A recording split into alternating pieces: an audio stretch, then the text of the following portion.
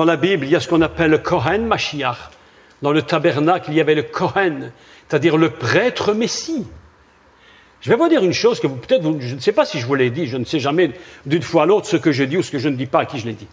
Est-ce que vous saviez que le grand prêtre, le Kohen Gadol, le grand prêtre devait toujours avoir une épouse? Il ne pouvait pas être célibataire. Savez-vous pourquoi? Parce qu'il ne pouvait pas rentrer dans le Saint des Saints sans son épouse. Il ne pouvait pas rentrer dans le Saint des Saints s'il n'avait pas une épouse. Et c'était tellement important que j'écoutais il y a quelques années un enseignement rabbinique absolument incroyable, où il disait qu'il avait même une épouse de rechange en cas où, au moment où il rentrait dans le Saint des Saints, que son épouse décéderait, afin qu'il ne puisse pas rentrer dans le Saint des Saints sans l'épouse. C'est pourquoi quand le Messie vient chercher son épouse, il va monter au ciel, il va présenter le sang, le Père lui dit, mais mon fils, tu es venu tout seul? Il dit, non, mon épouse est à la porte, elle va rentrer. C'est toi et moi. Tu rentreras pas toute seule, tu rentreras avec le Seigneur. Vous savez pourquoi il vient nous chercher? C'est parce qu'il veut pas que tu rentres tout seul. Il veut que tu rentres avec lui et qu'il te présente devant le Père en disant, voilà mon épouse. J'ai été la chercher à Cana, je ne l'ai pas trouvée. J'ai fait tout ce que j'ai pu, je ne l'ai pas trouvée. Mais maintenant, je l'ai sauvée par mon sang. J'ai donné ma vie pour mon épouse. Voilà mon épouse. Et nous allons ensemble, dans l'unité que représente l'épouse, nous présenter devant le Père. Mes amis, quand il se présente devant le Père avec son propre sang, il ne vient pas tout seul. Tu es avec lui. Tu es avec lui. Amen. Alléluia.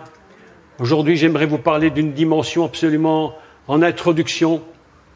Je continuerai demain, je ne pense pas que j'aurai jamais le temps de tout dire. C'est impossible, je ne crois pas que c'est possible. Mais je vais quand même essayer de vous parler de l'essentiel de qui est Adam. Adam, c'est un personnage absolument unique. Il est tellement unique que c'est le premier qui apparaît sur la terre. Le premier qui apparaît sur la terre ne s'appelle pas Jacques Collin. Ah ben non. Il ne s'appelle pas Michaela, il ne s'appelle pas qui tu veux.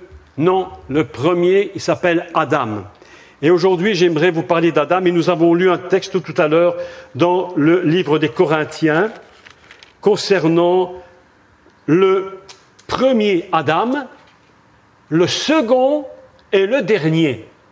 Et voilà que nous apprenons une chose absolument surprenante, c'est que dans la Torah, il y a beaucoup de Adam. D'ailleurs, un personnage très surprenant, adamique, totalement adamique. Je vais vous surprendre, vraiment vous surprendre. Ishmaël s'appelle Adam. Ah bon? Ishmaël? Mais qui est Ishmaël? C'est le premier fils d'Abraham. D'accord? Et la Bible nous enseigne qu'Ishmaël était un personnage assez particulier. Et on dit de lui qu'il était un âne sauvage. D'accord? Pour certaines traductions. Je me suis dit, c'est bizarre qu'un fils d'Abraham s'appelle un âne. Encore si on avait dit un cheval. Mais un âne, c'est bizarre. Je suis donc retourné dans la Torah et j'ai lu ce qui était écrit. Et en réalité, il n'est pas écrit du tout qu'il était un âne sauvage. Il est écrit qu'il était un péré Adam. C'est-à-dire un Adam sauvage. Bizarre. Vous ne trouvez pas que c'est bizarre qu'Ishmaël s'appelle Adam? Mais pourquoi s'appelle-t-il Adam? Je vais être obligé de rentrer dans des petites complications, mais ouvrez bien les oreilles, parce que c'est un peu compliqué. Mais parce que Adam, fondamentalement, dans la création fondamentale de l'univers, et je vais vous lire un texte. Écoutez bien ce que j'explique, c'est pas facile, mais je dois vous l'expliquer. Donc, vous écoutez bien, et puis, si vous ne comprenez pas, faites-moi un petit signe et je réexplique. D'accord? Mais c'est très important de comprendre de quoi il s'agit lorsqu'on parle d'Adam. Si vous prenez le livre de Béréchit, et au chapitre 2, et au verset 4, nous allons lire le texte très simplement, et je vais vous expliquer un des secrets de la Torah. un des mystères de la Torah. D'accord ?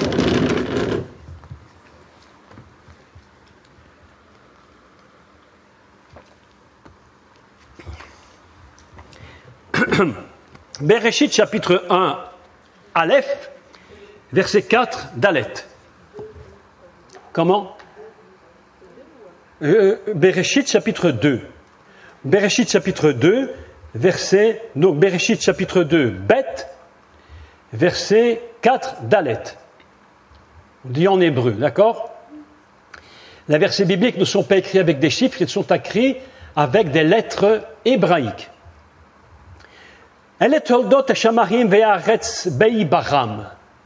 Je relis.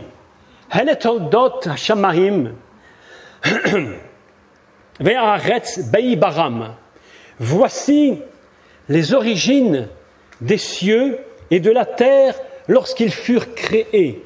Écoutez bien le texte, parce que tout le secret d'Abraham se trouve dans ce texte. Alors vous me dites, peut-être, mais où se trouve Abraham dans ce texte ? Traduction, elle est Toldot. On peut traduire, voici l'histoire. Toldot, c'est l'histoire des cieux et de la terre lorsqu'ils furent créés. On peut traduire Toldot par engendrement. Voici les engendrements des cieux. Écoutez bien le mot. Voici les engendrements des cieux et de la terre quand ils furent créés. Comment dit-on en hébreu quand ils furent créés ? Bei-baram. Bei-baram. Bereshit, c'est le commencement. Mais lorsqu'ils furent créés, Bei-baram. Et qu'est-ce que nous entendons dans Bei-baram ? L'anagramme d'Abraham. Alors, relecture nouvelle, voici les engendrements des cieux et de la terre en Abraham. Qu'est-ce que c'est que cette histoire ? Eh bien, mes amis, une chose incroyable, c'est qu'Abraham n'est pas un personnage comme tout le monde. C'est un personnage choisi depuis la nuit des temps. Et c'est de lui que va sortir ce qu'on va appeler Adam, le dernier Adam, qui est qui ? Le Mashiach. Abraham est choisi là-haut, bâti, créé là-haut, et il est capable d'engendrer tout ce qui est du salut de l'humanité, parce qu'il porte en lui la notion messianique du salut de l'univers et du monde. C'est pourquoi je peux lire « Elle est Toldot ». Voici les engendrements. Hashamaim, mes amis. Ah, c'est le temps qui nous manquerait. Ah, ma sœur Sergine, je te dis vraiment, il nous faudrait passer des mois ensemble pour expliquer toute cette petite histoire. Je te dis, Hashamaim. Est-ce que tu sais que tu peux lire la Torah à l'envers ? Je te l'ai dit. Quand tu lis la Torah à l'envers, Hashamaim, ce sont les cieux. Mais quand tu lis Hashamaim, tu entends Maïm. Et Maïm, c'est quoi ? L'eau. Shemi. Hashamaim, Shemi. C'est quoi Shemi ? Son nom. Quand tu lis le début, Hachem. Quand tu retournes Hachem, qu'est-ce que tu lis ? Moshe, Moïse. Hashamaim, retourné à l'envers, tu lis de l'eau, son nom était Moïse. Incroyable. Voilà que tu lis que les cieux, en fait, c'est Moïse. Caché, voilé dans la Torah. Je refais une lecture maintenant. Je refais une nouvelle lecture, décodage. Heletoldod, voici les engendrements. De l'eau est sorti Moshe et la terre en Abraham. Voilà un texte. Si tu as déjà entendu ça, lève la main. Si tu ne l'as pas entendu, lève la main. Mes amis, je vous dis la vérité. Je vous dis que ce livre, cette Torah que nous avons là, cette Torah, ça c'est une Torah, mes amis. Cette-ci, alors elle est vraiment incroyable. Cette Torah, c'est le Chumash. Incroyable livre, incroyable. Quand tu lis ce texte, et que tu décodes cette parole, tu sais que c'est Dieu lui-même. Il était impossible que ce livre ne soit pas écrit par Dieu. Lui-même a dicté cette parole. Lui-même l'a écrit et l'a donné à Moshé. Voici les engendrements. Mais pourquoi je vous dis ça? Mais pour vous parler d'Ishmaël. Ishmaël, c'est qui? Il sort d'Abraham, du fondement terrestre. Parce qu'avant qu'il soit Abraham, il est Abram. C'est en tant qu'Abraham qu'il sort. Et c'est en tant qu'Abraham qu'il va engendrer Ishmaël avec Madame Agar, Agar signifie l'étrangère. L'étrangère. Et pourquoi est-il un Adam? Parce qu'il ne peut pas ne pas être Adam, parce qu'il sort du fondement abrahamique. En tant que fondement abrahamique, il doit être adamique. Mais comme c'est une erreur avec la servante Agar, il ne peut pas s'appeler autre chose que Adam, mais il est Péré Adam, c'est-à-dire Adam sauvage. Est-ce que vous me suivez? Je ne me suis pas fait comme ça, je comprends. Hein. C'est compliqué.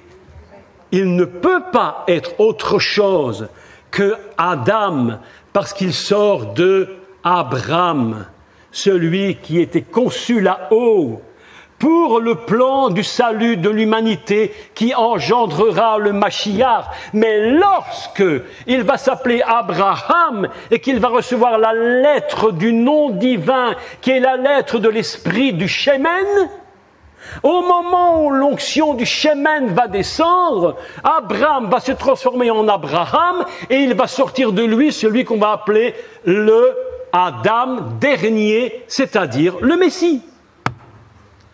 Voilà un enseignement compliqué. Ah, laissez-moi boire un coup.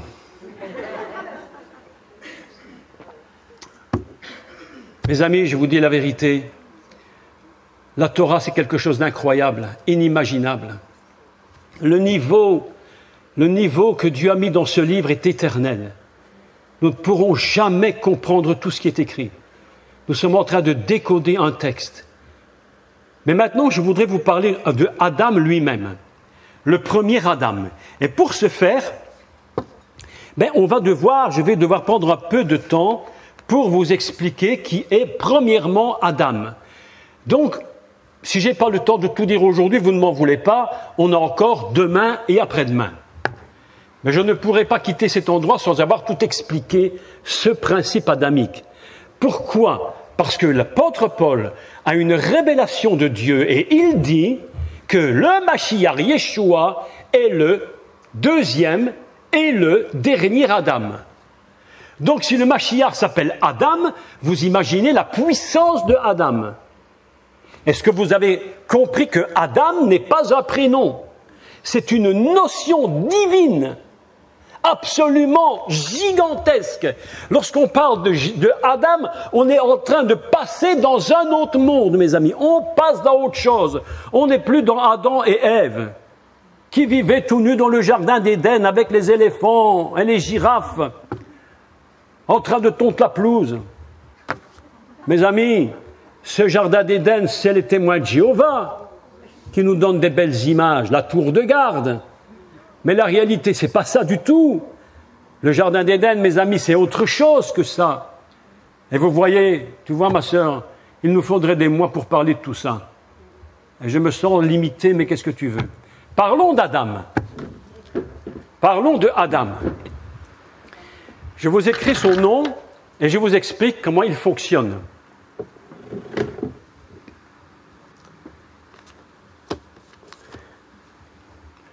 Adam, 3 lettres. Écoutez bien parce que c'est absolument incroyable. 3 lettres. D'accord? 3 lettres. Je vais les écrire en très grand pour que vous puissiez bien comprendre mon explication. Donc nous avons parlé de Mashiach, les 4 liquides. Maintenant nous parlons de Adam, comment nous lisons ce texte. Et vous allez comprendre tout de suite pourquoi il fallait que Yeshua verse son sang. Tout le secret du sang du Mashiach est contenu dans le mot Adam. Et j'explique. Regardez bien. On a la première lettre qui est Aleph. Première lettre du mot Adam. Est-ce que vous voyez bien? Oui? Tout le monde voit? Moi, je vais essayer de mettre ça un peu. Si vous ne voyez pas, vous pouvez vous déplacer au milieu. Hein, c'est plus simple pour vous. Il ne faut pas rester là, on n'a pas de souci. Première lettre, Adam. Écoutez bien le mystère du mot. Le mystère est absolument fabuleux. Première lettre, Aleph. Deuxième lettre,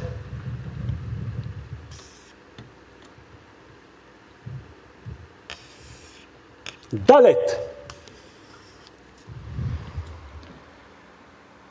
Nous avons donc A,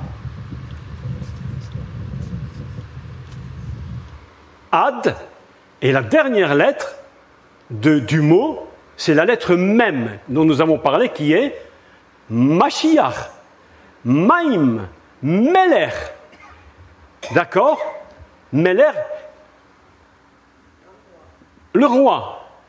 Un roi est roi. Si tu vois quelqu'un qui se promène dans la rue, tu ne peux pas savoir s'il est roi, mais s'il se promène avec sa couronne, tu sais qu'il est roi.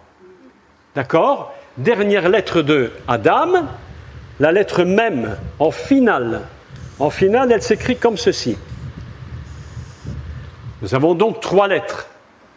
Aleph, Dalet, Mem. Ce mot se dit donc Adam. Ne croyez pas que c'est un prénom. Que lorsque j'étais jeune garçon, j'avais 9-10 ans, j'allais à l'école en Belgique, mais évidemment, en Belgique, chaque école a un cours de religion. Et mon professeur de religion protestante s'appelait Monsieur Adam. Pour vous dire qu'il y a des noms prédestinés. Il s'appelait Monsieur Adam. Et une autre dame s'appelait Ève. Alors, ils sont épousés. Et on disait, voici Adam et Ève. C'est amusant. Mais ce n'est pas un prénom. Et maintenant, je vous explique. Adam. Écoutez bien, parce que c'est assez incroyable. Pour vous montrer la dimension de ce mot. La nature de Dieu, Elohim, qu'on peut appeler Elohim ou Adonai. La première fois que le mot Dieu apparaît, ce n'est pas sous la forme de l'Éternel, mais c'est sous la forme de Elohim, le Dieu créateur. Et le mot Elohim a la même valeur dans son poids que le mot Teva, qui signifie la nature. Quand on parle d'Elohim, on parle du Dieu qui crée. Même si c'est le même que celui de là-haut, hein. Mais la Torah va séparer les deux personnes. Enfin, les deux noms, pas les deux personnes, les deux noms. Et Elohim, c'est le Dieu. Bereshit bara Elohim et Hashamaim. Et au commencement, Dieu créa. Elohim, Bereshit bara Elohim, et non pas Bereshit bara Adonai Elohim. Non. Le Adonai, l'Éternel, n'est pas encore repris. On ne parle que du Dieu qui crée. Pourquoi? Parce qu'on est en train de parler de la création. Donc on ne parle pas d'autre chose pour l'instant. Et ce Dieu créateur, il est celui qui est, on dit de lui qu'il est un. Il est Echad. Il est l'unité totale, fondamentale. Il n'y a rien qui soit comme lui. Il est l'unité fondamentale. Il est, écoutez bien, écoutez-moi bien, il est Echad. Echad veut dire un. La valeur du mot Echad, elle est 13. 13.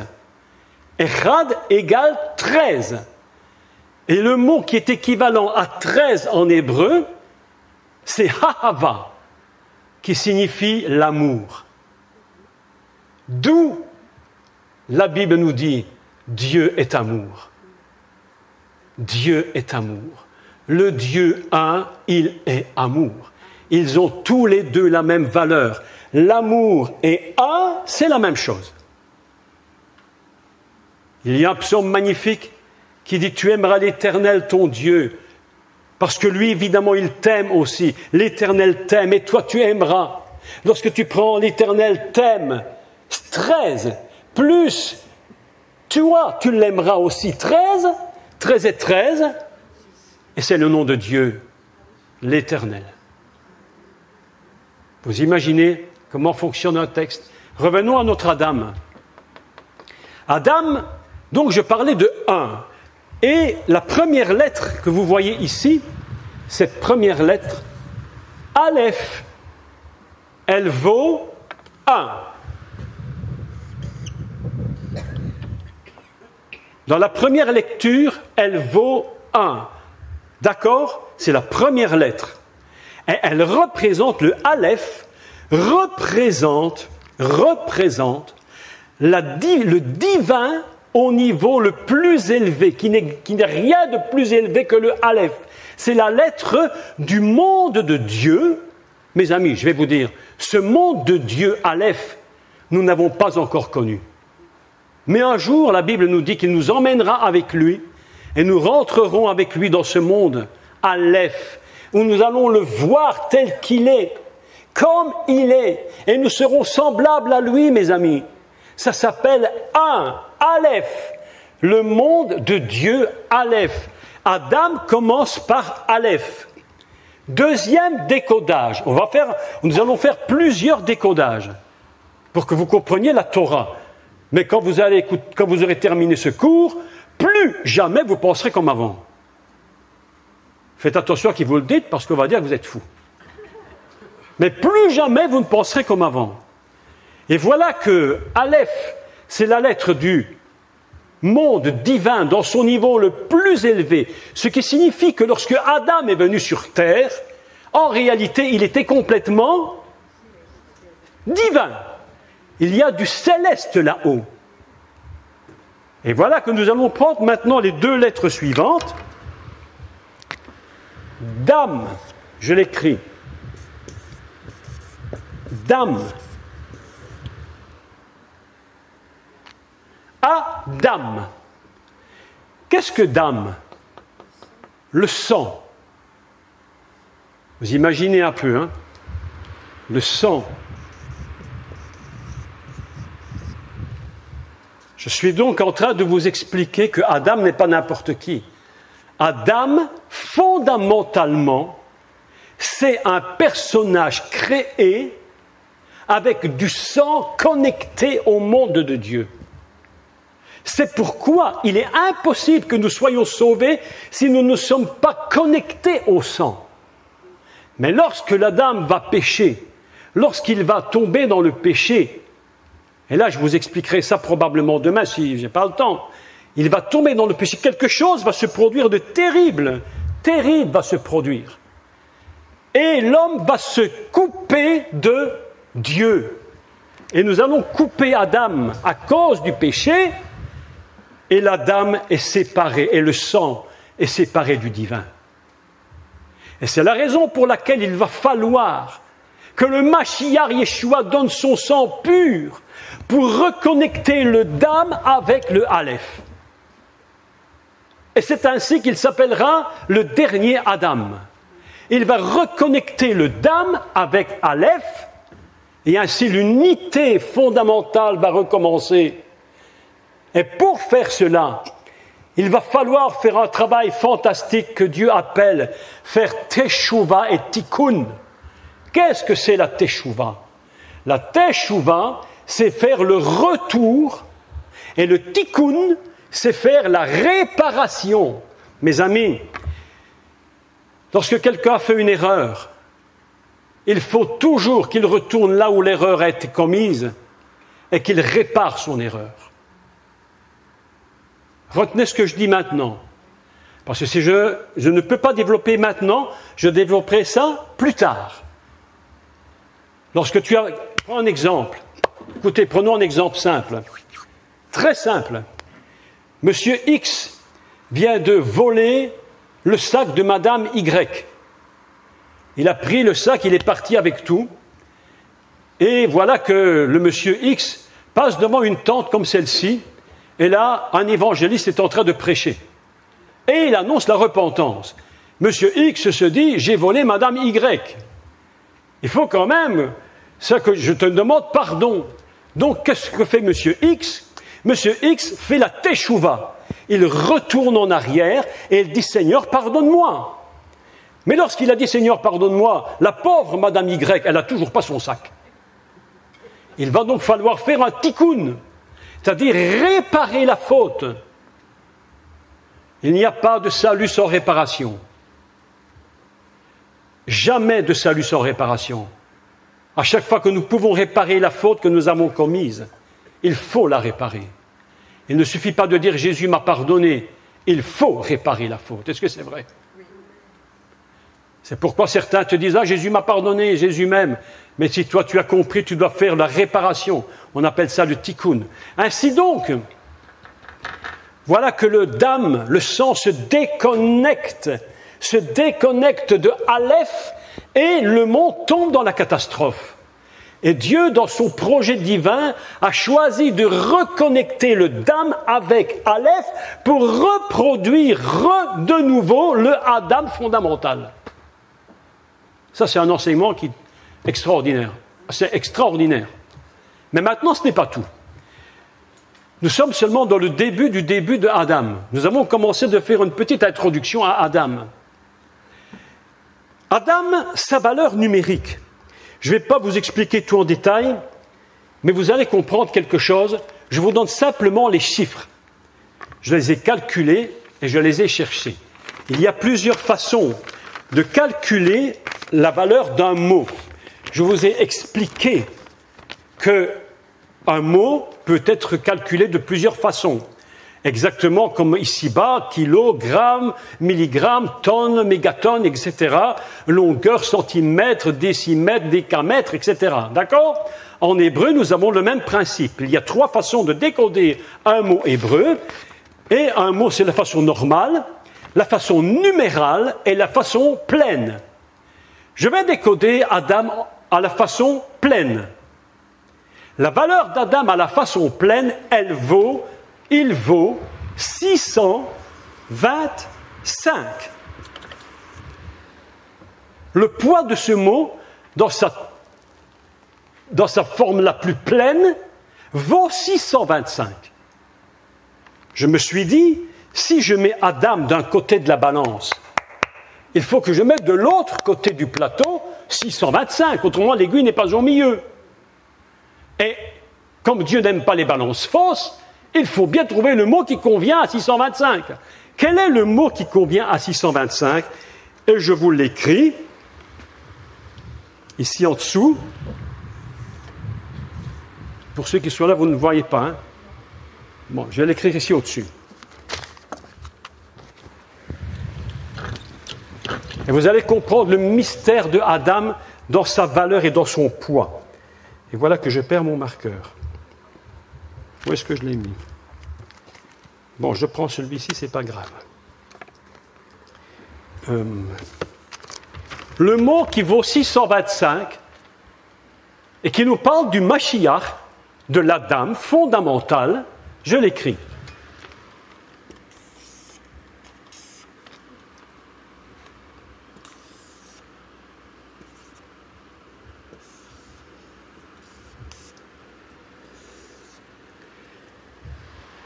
Ce mot hébreu se dit haketer. Haketer.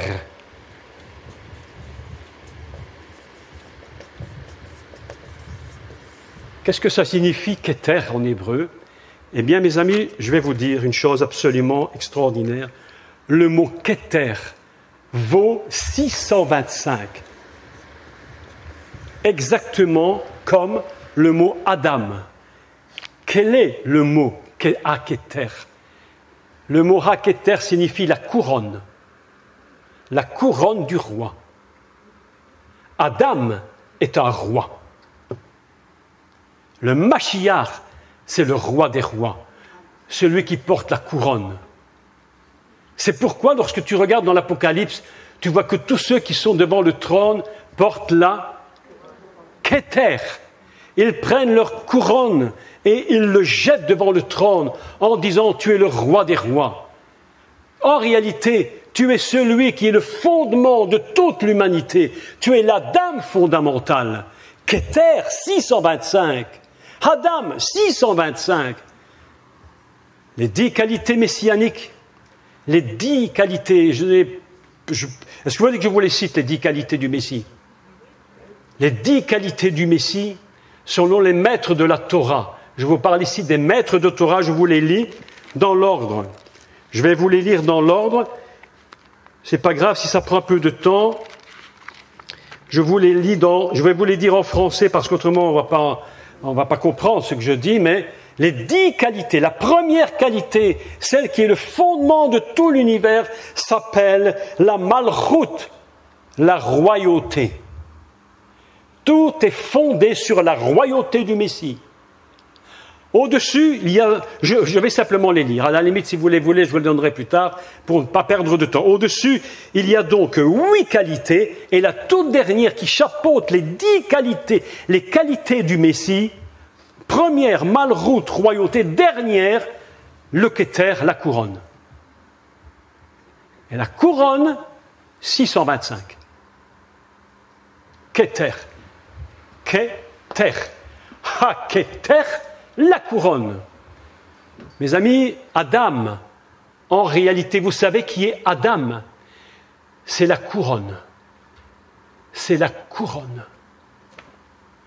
Il y a un enseignement rabbinique absolument fabuleux, mes amis. Écoutez ce que je vais vous expliquer, ce que je vais vous dire ici. Jamais, je pense, sauf quelques exceptions parmi vous, vous n'aurez entendu ce que je vais vous dire.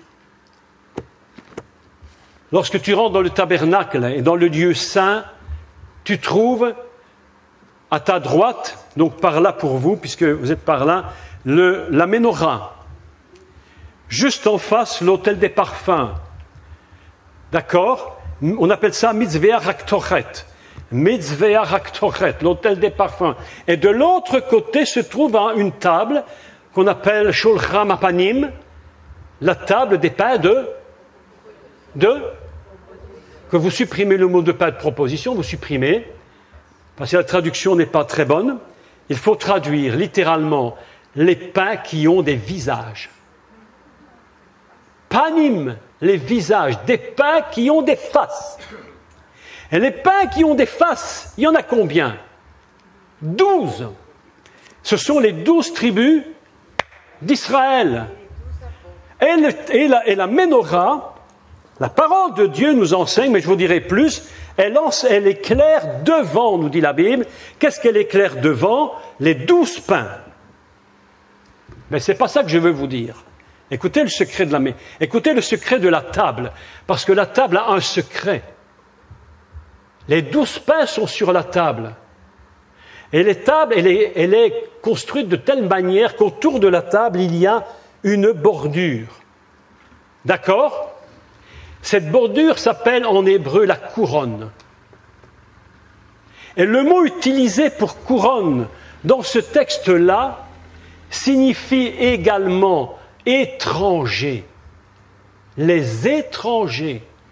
Et les rabbins nous donnent une révélation fabuleuse. Les maîtres d'Israël nous disent, les 12 pains de proposition n'ont de valeur réellement que lorsque les nations viendront entourer Jérusalem, entourer les 12 tribus d'Israël.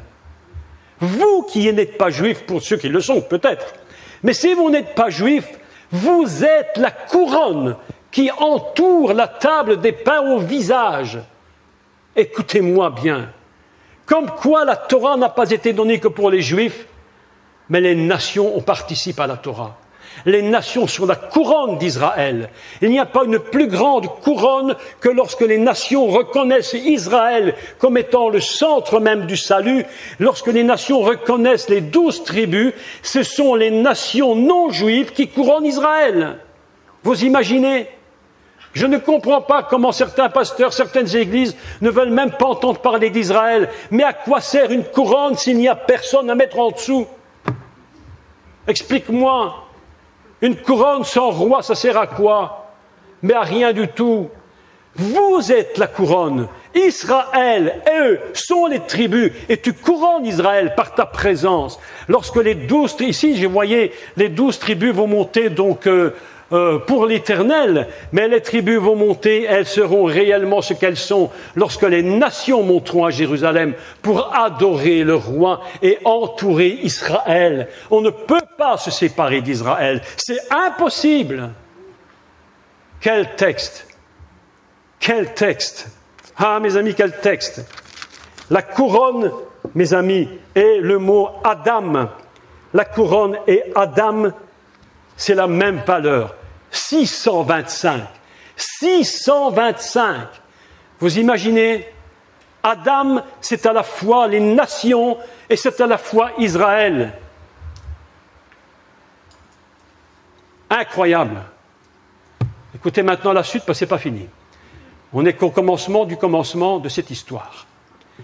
On est en train de parler de Adam et on ne fait que le début du décodage d'un mot hébreu qui nous dit d'abord, je répète, le sang d'âme se déconnecte de l'aleph. Il va falloir quelqu'un qui vienne pour reconnecter d'âme avec aleph pour reformer Adam. Jusque-là, ça va? Vous avez bien compris? Maintenant, je continue. Écoutez bien la suite. 6 heures, 7 heures, moins quoi? Moins 20? C'est possible, ça. On est dans le temps qui passe. Hein. On a encore quelques minutes pour décoder. Hein. C'est quand même intéressant. Hein. Si ça ne vous intéresse pas, vous me dites comme ça et puis j'arrête. Hein. Allez. Regardez maintenant ce que je vais vous montrer. Je vais effacer les voyelles. On ne va pas les utiliser. Elles n'ont pas pour nous maintenant l'importance.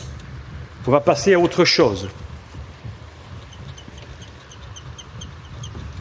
On est en train de faire du décodage hébraïque pur.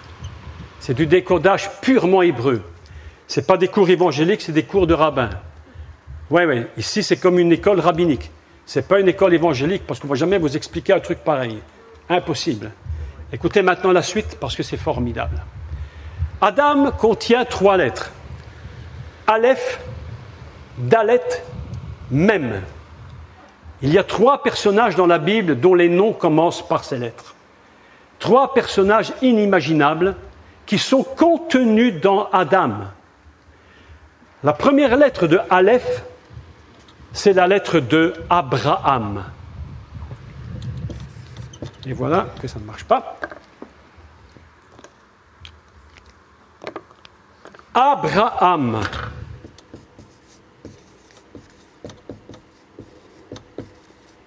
Aleph, c'est Abraham. Selon que je vous ai dit tout à l'heure, voici les engendrements des cieux et de la terre en Abraham. Donc tout commence avec la notion Abraham. C'est la raison pour laquelle le pauvre Lazare, lorsqu'il va mourir, va se trouver dans le sein d'Abraham. Les gens disent, oui, mais Abraham, c'est Dieu. Non, Abraham, c'est pas Dieu. Abraham, c'est Abraham. Mais lorsqu'il va là-haut, il va dans le sein d'Abraham, parce que c'est lui qui engendre, qui va engendrer le Messie. Écoutez bien maintenant. La deuxième lettre d'Aleph, c'est la lettre de David, le roi David.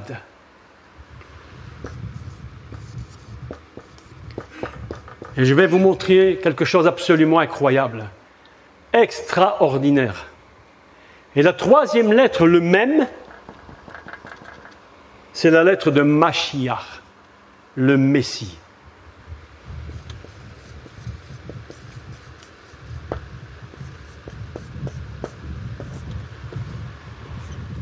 Nous avons maintenant 3 personnages inimaginables. Le premier, Abraham, dont il faudrait parler des dizaines d'heures, parce que je crois qu'on n'aurait jamais terminé de parler de cet homme. Il est le père. Les rabbins, les juifs appellent Abraham Abinu. Abraham, notre père. Et Yeshua leur dira, si Abraham était votre père, vous feriez les œuvres d'Abraham. Mais vous avez pour père le diable. Oh là là là là. Et on dit que Jésus était toujours très gentil. Hein. Il était toujours très gentil, mais il disait la vérité. D'accord? Il faut toujours dire la vérité. La lettre de Demé, au milieu, c'est David. Je voudrais vous expliquer maintenant le mot de David, pour vous montrer comment cet homme a été choisi de Dieu, et même son nom n'est pas un nom, n'est pas un prénom, mais véritablement un code. Et David va lier les choses. C'est le personnage central qui va lier le commencement et la fin. C'est pourquoi David, c'est le seul personnage dont les psaumes sont chantés au temple. Au temple de Jérusalem, on ne chante que les psaumes de David. On ne chante pas Dieu Tout-Puissant, hein? Ah mais non, on chante les psaumes de David, nuit et jour. Maintenant, je vous explique David, et je vous écris David. Regardez. David, c'est ceci.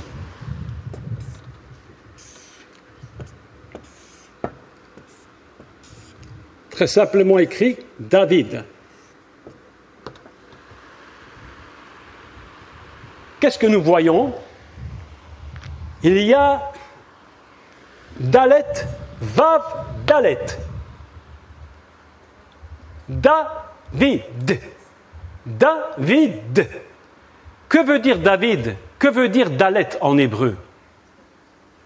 Dalet en hébreu signifie une porte.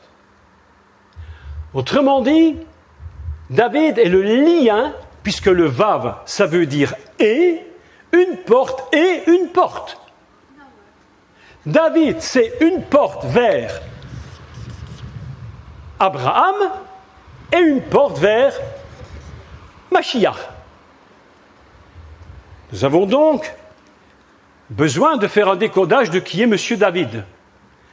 Qui est ce roi qui possède en lui une puissance de messianique absolument époustouflant. David contient en lui une dimension prophétique à un tel niveau qu'il est capable de comprendre ce qui se passe ici et ce qui se passe là. Pourquoi? Parce qu'il est une porte vers Abraham et une porte vers le Messie. Et c'est pourquoi sa lettre se trouve au milieu, entre les deux lettres qui sont là. David, c'est qui? Quelle est sa fonction? Il est roi, donc il porte la couronne, 625. Il est le cœur d'Adam. David, c'est le cœur adamique. C'est pourquoi il s'appelle Mashiach ben David, Messie, fils de David. Écoutez bien le mystère de Mashiach ben David. Lorsque Bartimée, l'aveugle, le fils de Timée, crie « Fils de David, aie pitié de moi », qu'est-ce qu'il dit en réalité? Peut-être qu'il est inconscient, mais il dit « Toi, David, en réalité, je viens de comprendre que tu es la porte qui vient de Abraham, mon père, Abraham Avinu, et je vais vers toi, le Mashiach, Abraham, David, fils de David, aie pitié de moi. » Et la porte s'ouvre vers Abraham. Et la porte s'ouvre vers le Messie.